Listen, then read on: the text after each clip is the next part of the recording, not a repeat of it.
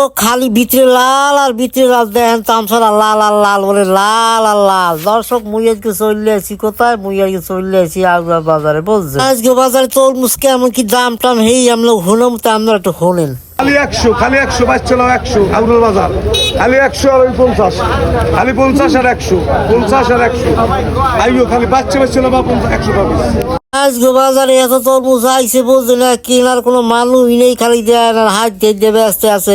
জেলা লাইন 50 নাইলে 100, 50 100 কি যারা কিনবেন হেরা দৌড়ি দিলে চললি আন বলছেন। আর যারা নতুন বিয়ে হচ্ছেন হেরা তরফি চললি আন এই হাস্তার তরমুজ কিনে একবার হলবরি সোজা বেড়াইতে যাইবেন, কোনো সমস্যা নাই বলছেন। হাওড়ি দিকে খুব খুশি হইবে বলছেন, খালি কি হাওড়ি খুশি হইবে বলছেন। হের লাগে হালালি থাকলে হেরাও দেখবেন না, একটা দুলোবাইকে গলা হাবড়াই যাবে আরে বলছেন। আমরা এই জন্যই কই আমরা তরকারি কিনে হরবরি বেড়াই যান বলছেন। আর যারা খাবার শখ করেন হেরাও কিন্তু আইতে পারেন।